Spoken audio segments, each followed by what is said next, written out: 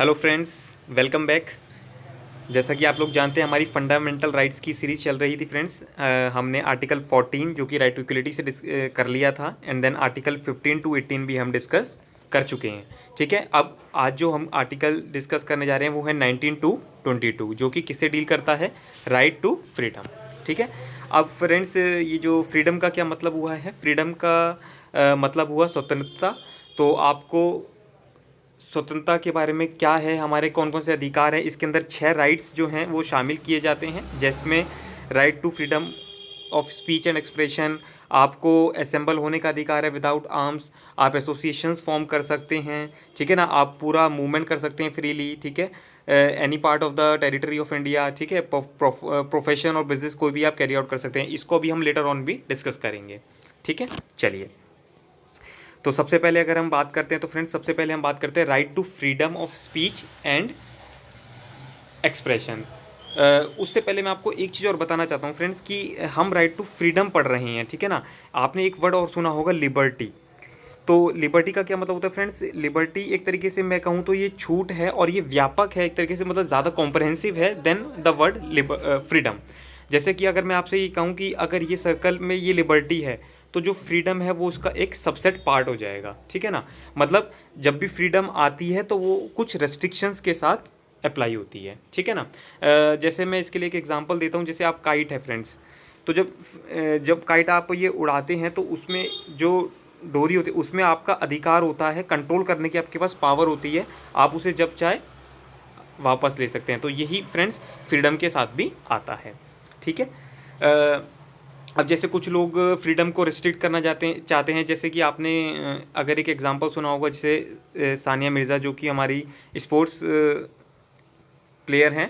तो अब उनको उनके अगेंस्ट में जैसे फतवा जारी कर दिया था कि भाई आपका जो ड्रेसिंग स्टाइल है वो अकॉर्डिंग टू आर रिलीजन नहीं है।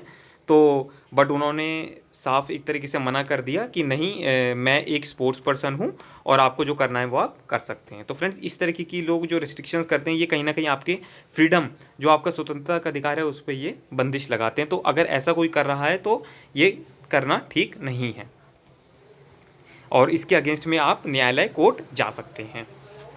तो अब पहला जो हम डिस्कस करने जा रहे हैं वो freedom of speech and expression जो हम डिस्कस करने जा रहे हैं। तो फ्रेंड्स, जैसे कि अगर आपने देखा होगा कि हर एक किसी को अधिकार है किसी भी तरीके से अपने आप को एक्सप्रेस करने का, ठीक है। जैसे अब मैं भी आपको ये इस तरीके से इस मोड से पढ़ा रहा हूँ तो ये भी क्या कहीं ना कहीं मेरा इसी अधिकार के अंदर ये चीज़ आ जाती है। अब लोग कैसे अपने आप को एक्सप्रेस कर सकते हैं? जैसे आपने देखा होगा कोई लोग लेख लिखते हैं, ठीक है ना, कुछ लोग फिल्म्स के द्वारा अपने आप को एक्सप्रेस करते हैं, कुछ प्रेस के द्वारा एक्सप्रेस करते हैं। तो ये डिफरेंट बुक्स, जैसे कुछ लोग बुक्स लिखते हैं, अब जैसे तो ये डिफरेंट वेज होते हैं जिससे कि लोग अपने आप को एक्सप्रेस करते हैं, ठीक है। But freedom right is comes with some restrictions also, ठीक है ना। मतलब ये नहीं कि आप कुछ भी इरेलीवेंट चीज़ भी आपको कि भाई आपको अधिकार है तो आप कुछ भी कर रहे हैं, ऐसा नहीं कर सकते हैं, ठीक है। तो अगर हम बात करें आगे, उसके बाद हमारा आ जाता है इसमें एक, जैसे आपने इसमें प्री सेंसरशिप की भी एक बात करी गई थी। जैसे फ्रेंड्स आपने देखा होगा एक उड़ता पंजाब की मूवी जो हुई थी, उसके भी ऑब्जेक्शंस आया था कि भाई आप हमारी पंजाब की जो इमेज है वो डिसरिगार्ड करना चाहते हैं। जो प्रोहिबिशन मतलब जो अगेंस्ट में चल रहा था वो इस रीज़न की वजह से था कि सिर्फ पंजाब में सिर्फ ड्रग्स वगैरह का ये सब चीज़ें नहीं होती है, वो एग्रीकल्चर रिच कंट्री है, वो ये सब चीज़ें हैं। तो फ्रेंड ये सब चीज़ें कंसिडर करी जाती हैं कि भाई फ्रीडम के राइट में आपका आती हैं या नहीं। चलिए, ठीक है। उसके बाद आगे चलते हैं। हमने पहला राइट पढ़ लिया फ्रीडम ऑफ एक्सप्रेशन। नाउ हम पढ़ते हैं फ्रीडम ऑफ असेंबली। अगर मैं आपसे कहूँ तो असेंबली का मतलब क्या होता है कि मतलब आपको असेंबल करना आप बिना एक तरीके से आर्म्स के, ठीक है ना। तो इसका क्या मतलब हुआ कि भाई अब आप असेंबल तो हो सकते हो, कोई इशू नहीं है हमारे को, बट आपको असेंबल होना है बिना किसी आर्म के। कोई भी आप इंटीग्रिटी और सोवेनिटी, मतलब हमारी अखंडता पे और इंटीग्रिटी पे, सत्यनिष्ठा पे आपका कोई भी फ़र्क नहीं पड़ना चाहिए, तब आप उसमें असेंबल होने का आपको फंडामेंटल आपका मूल अधिकार है, ठीक है ना। तो बेसिकली फ्रीडम का यहाँ क्या मतलब हुआ? फ्रीडम का मतलब हुआ कि आप अपनी ओपिनियन एक्सप्रेस कर सकते हैं ओपिनियन आप अपनी एक्सप्रेस कर सकते हैं, ठीक है, विदाउट किसी की interference, without interference and through any media, ठीक है ना, कैसी भी मीडिया के द्वारा आप अपने आप को एक्सप्रेस कर सकते हैं, इसी चीज़ को हम फ्रीडम बोलते हैं, ठीक है। चलिए, अब फ्रीडम ऑफ एसोसिएशन का क्या, मैंने आपको बताया था एसोसिएशन का मतलब कि आप मीटिंग कर सकते हैं, ठीक है ना, बस वो मीटिंग जो होनी चाहिए वो आपकी कैसी होनी चाहिए, बिना किसी आर्म्स के, मतलब आपको ये नहीं कि भाई आप कोई दंगा वंगा करना चाह रहे हैं, ठीक है ना, जैसे आपने सुना भी होगा कुछ, जैसे कि भाई कुछ लोग मिले, जैसे इवन जम्मू कश्मीर में जो पत्थर वत्थर का वो होता है, तो वो सब, तो फ्रेंड्स वो इसके अंदर नहीं आएगा, उसके अगेंस्ट में वो ये सब चीज़ें हम शामिल नहीं करके चलेंगे। तो अब जैसे फ्रेंड्स आपने देखा होगा कि अभी इन 1986 एक बिल आया था, पोस्ट ऑफिस बिल, जिसमें क्या बताया गया था कि आपकी चिट्ठी को किसी को भी पढ़ने का अधिकार होगा, कोई भी खोल के पढ़ सकता है। तो फ्रेंड्स ये जो बिल है, अगर आपने देखा तो इसको प्रेसिडेंट ने रोक लिया था बाय यूजिंग हिज पावर, ठीक है, ठीक है, तो बाय यूजिंग हिज पावर उन्होंने ये रोक लिया था, और उसको उसको एक्ट नहीं बनने दिया था। क्यों? क्योंकि ये आपकी स्वतंत्रता को, अधिकार को आपको हड़प रहा था, एक तरीके यूसअप कर रहा था। ऐसी फ्रेंड्स फ़ोन टैपिंग का अधिकार होता है, जो कि उसको भी मना किया गया, भाई unless the you got the permission, उसके बिना आप फ़ोन टैपिंग वगैरह नहीं कर सकते हैं। अच्छा, अब जैसे एसोसिएशन की बात आई, जैसे फ्रेंड्स, तो एसोसिएशन का मतलब हुआ कि क्या, जैसे कुछ लोग एनजीओ वगैरह बना लेते हैं, तो क्या आप एनजीओ बना सकते हो? बिल्कुल बना सकते हो आप एनजीओ, कोई उसमें दिक्कत नहीं है, बट आप उससे गलत कोई काम नहीं करेंगे, क्योंकि अभी रिसेंटली कुछ गवर्नमेंट ने एनजीओ को बैन भी किया था। क्यों? क्योंकि वो फॉरेन पावर, फॉरेन फंडिंग लेके क्या करते थे कि इंडिया की इंटीग्रिटी और सॉवरेनिटी को खतरा पहुँचाते थे, तो ये भी चीज़ ठीक नहीं होती है। उसके बाद फ्रेंड्स नेक्स्ट राइट पर हम चलते हैं। इसके बाद जो हमारा राइट आता है, अब इसको जैसे, अब थोड़ा सा मैंने आपको हिंदी में एक समरी सी आपको बता दिए, तो अब आप जब इसे पढ़ेंगे तो आपको एग्जांपल्स के साथ उसको कोरिलेट करने में हेल्प मिल जाएगी, ठीक है ना। डी हमारा फोर्थ राइट है, फ्रीडम ऑफ मूवमेंट का क्या मतलब हुआ फ्रेंड, कि आप विद इन, क्योंकि फ्रेंड अगर आपने मेरा प्रियम्बल वाला वीडियो देखा होगा, तो मैंने उसमें बताया था कि आप स्टेट के नागरिक नहीं हैं, आप पूरे राष्ट्र के नागरिक हैं। तो इसका क्या मतलब हुआ, आप पूरे राष्ट्र में कहीं भी मूवमेंट आप अपनी कर सकते हैं, ठीक है ना, जो कि हाँ, बट अगर स्टेट चाहे तो वो रिस्ट्रिक्शन इम्पोज कर सकता है रीजनेबल, अगर इंटरेस्ट लगता है उससे जनरल पब्लिक का, और इंटरेस्ट ऑफ शेड्यूल ट्राइब के लिए, ठीक है ना। तो क्योंकि आप देश के नागरिक हैं, आप राज्य के नागरिक नहीं होते हैं। चलिए, उसके बाद नेक्स्ट है फ्रेंड, ये सिंपल है, फ्रीडम ऑफ रेसिडेंस, कि भाई आपको किसी भी कंट्री में रिसाइड करने का अधिकार है, आप कहीं भी जाकर रह सकते हैं, उसमें आपको कोई इशू नहीं आएगा। हाँ, बट रीजनेबल रेस्ट्रिक्शन लगी जा सकती हैं शेड्यूल ट्राइब को लेकर, क्योंकि फ्रेंड्स ये पिछड़ी जाती हैं, तो इनको सपोर्ट करने के लिए ये सब रेस्ट्रिक्शंस को लगाया गया है, ठीक है। चलिए, एक हमारा इसमें ये दिखा रहे हैं आपको, right to hold dispose of property, ये मैंने आपको क्लियर किया था कि ये हमारा अब फंडामेंटल राइट नहीं रहा, ये 300A में आपका लीगल राइट बन गया है, राइट टू होल्ड प्रॉपर्टी। चलिए, अब हम आगे चलते हैं,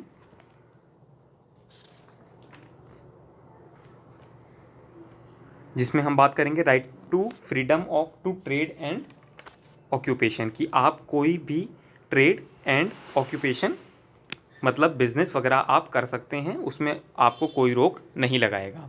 अब इसमें फ्रेंड्स ट्रेड वगैरह की डेफिनेशन बता रखी है कि ट्रेड का मतलब क्या होता है, बिजनेस का मतलब क्या होता है, प्रोफेशन का क्या मतलब होता है। तो प्रोफेशन का मतलब कोई इंटेलेक्चुअल स्किल्स हो गई, ट्रेड का मतलब हो गया बाइंग सेलिंग की एक्टिविटीज़ अगर आप कुछ कर रहे हैं तो, ठीक है ना। बिजनेस का मतलब कुछ मोर कम्प्रहेंसिव देन द ट्रेड, ठीक है ना। तो ये सब चीज़ें इसके अंदर मतलब शामिल होती हैं, मतलब आपसे अलग अलग तो नहीं, बट हाँ आपसे राइट टू फ्रीडम के जरिए ये आपसे 4-5 पॉइंट्स की भाई पूछे जा सकते हैं, तो वो आप उसमें आराम से लिख सकते हैं, उसमें कोई इशू नहीं आएगा। चलिए, उसके बाद हमारा नेक्स्ट आता है, हाँ, this is the important one, right protection in respect of conviction for offences. मतलब क्या हुआ, हमारे को संरक्षण प्रोवाइड करना है उन दोष सिद्धि ऑफेंसेस अपराध के लिए, कि मतलब जैसे कि फ्रेंड्स इसमें दो तीन चीज़ें हम जो है वो मतलब डिस्कस करेंगे जो कि हमारे लिए इंपॉर्टेंट है डिस्कस करना।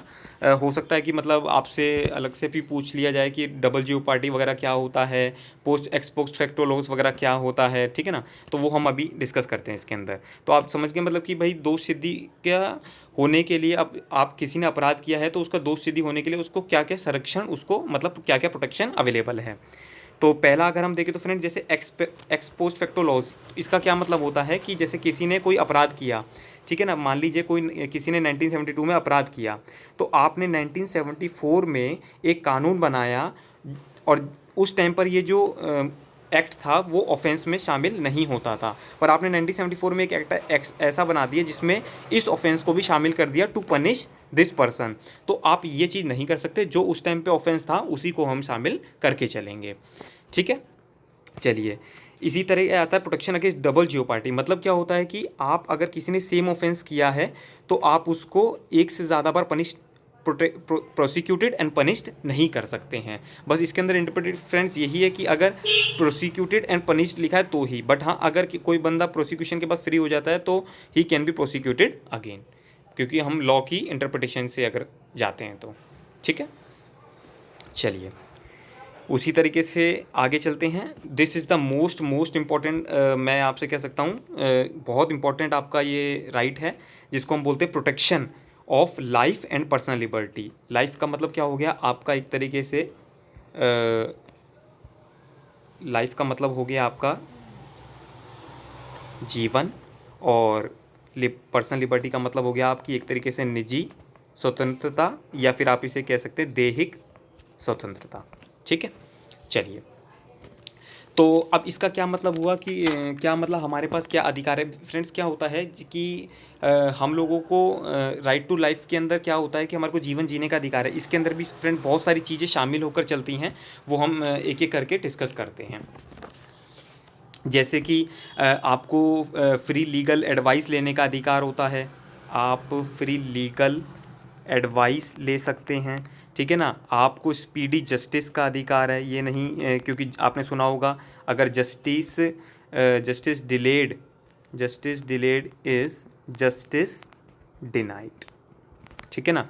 तो ये सब आपकी उस अधिकार में, राइट टू बेल, अगर आप को कैद में डाल दिया गया है तो आपको बेल लेने का अधिकार है। तो ये सब आपका right article 21 right protection of life and personal liberty में हम इसको शामिल करके चलते हैं, ठीक है। तो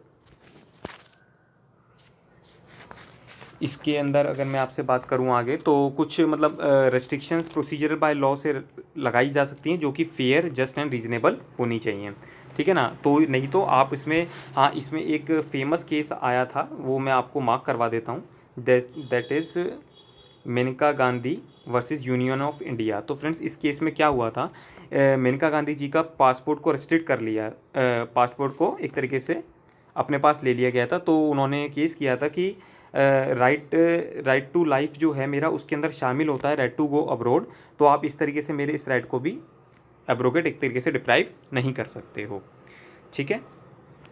तो ये हमारा था right to protection of life. उसके बाद हम आगे चलते हैं, जो कि हमारा राइट अमेंडमेंट के साथ एंटर हुआ है, आर्टिकल 21A, जैसा कि आप इसमें देख पा रहे हैं, जो कि 86th अमेंडमेंट जो कि 2002 में आया था, जिसमें हम क्या कहते हैं कि जो भी चिल्ड्रन है 6 to 14 ईयर्स की एज का, उसको अधिकार है बेसिक एलिमेंट्री एजुकेशन लेने का, ठीक है ना। प्रॉपर स्कूल में वो अब मतलब इसका क्या मतलब हुआ, वो क्वालिटी एजुकेशन होनी चाहिए, ठीक है ना, स्कूल में होनी चाहिए। ये नहीं कि सिर्फ घर में ही मतलब आप लोगों ने मतलब पढ़ाना शुरू कर दिया है, जैसे भी है, एक फॉर्मल प्रोसेस होना चाहिए। और इसमें अभी हम जब आगे DPSP directive principle of state policy, उसमें एक आर्टिकल 45 आता है, वो भी जब हम डिस्कस करेंगे उसमें भी मैं आपको इसका एक लिंकेज बताऊंगा कि इसका क्या लिंक होता है, ठीक है। जैसे फ्रेंड्स आपको अगर मतलब जानकारी हो, क्योंकि हमारे यहाँ पे थोड़ा सा एजुकेशन का बड़ा थोड़ा सा मिसफॉर्च्यून कह सकते हैं आप, क्योंकि जैसे एक अगर 5th क्लास का स्टूडेंट भी है तो उसको भी फ्रेंड्स एडिशन सब्ट्रैक्शन में दिक्कत आती है। तो फ्रेंड्स ये कहीं ना कहीं हमारा एजुकेशन का रोल प्ले करता है। तो कहीं ना कहीं, क्योंकि आपने देखा होगा चाइल्ड लेबर वगैरह को भी इस तरीके से हम इसको डिक्रीज़ कर सकते हैं बाय प्रोमोटिंग द एजुकेशन। और आपने देखा होगा अभी नेशनल एजुकेशन पॉलिसी भी आई है, नहीं तो मतलब गवर्नमेंट वेरियस मेजर्स लाती है टू प्रोटेक्ट द एजुकेशन। ठीक है, चलिए उसके बाद हम आगे चलते हैं। एक आता है हमारा friends protection against arrest and detention. Arrest का मतलब क्या हो गया कि अगर आपकी गिरफ्तारी हो गई है तो क्या आपको प्रोटेक्शन मिलेगी, और अगर आपको किसी ने डिटेन कर लिया है मतलब रोक लिया है तो आपको क्या प्रोटेक्शन है, क्या संरक्षण आपको अवेलेबल है। तो अगर हम संरक्षण की बात करें तो इसके अंदर डिफरेंट्स आपको अवेलेबल हैं। जैसे कि अगर आपको किसी ने डिटेन कर लिया है तो वो उसने जो डिटेन किया है वो आपको मजिस्ट्रेट में विदिन 24 आवर्स उसको पेश करना ही पड़ेगा। ये नहीं कि 12 दिन और 6 दिन लगा रहा है, उसको 24 आवर्स के, और वो भी अपने नज़दीक के मजिस्ट्रेट में उसको पेश करना पड़ेगा अरेस्टेड पर्सन को। ठीक है, और उसको सबसे पहले जिसको भी आपको अरेस्ट करना होगा आपको एज सून एज पॉसिबल उसको आपको इन्फॉर्म करना होगा, और उसको राइट टू कंसल्ट होगा किसी भी लीगल प्रैक्टिशनर, मतलब कोई वकील अगर वो करना चाहता है तो वो कर सकता है। और एक फ्रेंड ये प्रिवेंटिव डिटेंशन का कॉन्सेप्ट है, ये इंपॉर्टेंट है, इवन ये आपके एग्जामिनेशन पॉइंट ऑफ व्यू में भी पूछा गया है। तो मैं आपको इसका कॉन्सेप्ट बता देता हूँ फ्रेंड्स। ये क्या होता है, प्रिवेंटिव डिटेंशन का मतलब होता है कि जैसे कोई पर्सन को हमने डिटेन कर लिया जबकि उसने कोई अपराध नहीं किया, मतलब पर वो अपराध भविष्य में कर सकता है, तो हमारे लिए अगर भविष्य में वो कोई संकट पैदा कर सकता है तो उसको बचाने के लिए हमने ये प्रिवेंटिव डिटेंशन का कॉन्सेप्ट लाए हैं। तो जैसे आप पढ़ेंगे preventive detention means detention of a person without trial. ठीक है ना, और इसका ऑब्जेक्टिव ये नहीं है कि हम उसको पनिश करना चाहते हैं, ठीक है ना, but to prevent from doing it, कि हो सकता है कि ये काम गलत कर दें हमारे लिए। तो फ्रेंड्स इसमें क्या होता है, हम 3 महीने से ज़्यादा उसको नहीं रख सकते। अगर हमारे को 3 महीने से ज़्यादा रखना है तो हमारे को एडवाइजरी बोर्ड की परमिशन चाहिएगी। जैसा कि आप इसमें देख रहे होंगे कि एडवाइजरी बोर्ड की हमारे को परमिशन चाहिएगी। तो ये की कॉन्सेप्ट है, इसके ऊपर आपको एक शॉर्ट नोट वगैरह भी पूछा जा सकता है। तो इंपॉर्टेंट है, मतलब आपको इसके बारे में जानने के लिए तो ज़्यादा अच्छा रहेगा कि आपको इसके बारे में भी जानकारी हो। तो आई थिंक फ्रेंड्स हमने पूरा आर्टिकल बाकी article 22 safe against preventive detention ये उसी में ही आता है। जैसे मैंने आपको बताया 3 मंथ्स में इस तरह से अगर वो लॉ वाइज नहीं चल रहे हैं तो आप उसको अपना कोर्ट में इसके लिए कह सकते हैं। तो फ्रेंड्स हमने आज इसमें आर्टिकल 19 से 22 डिस्कस कर लिए। ठीक है, 19 से हमने 22 जिसमें 19 हमारा था आपका वही पूरे 6 अधिकार जो हमने डिस्कस करे थे। Right to freedom of expression हो गया, फिर राइट टू मूवमेंट हो गया, right to free trade and profession हो गया, असेंबली हो गया। तो आज हमने इसमें ये डिस्कस किया। उसके बाद हम जो अब आगे लेटर ऑन डिस्कस करेंगे वो हम आर्टिकल 23 से लेकर हम आगे डिस्कस करेंगे। ठीक है, तो फ्रेंड्स आज के लिए इतना ही। Thank you and God bless you.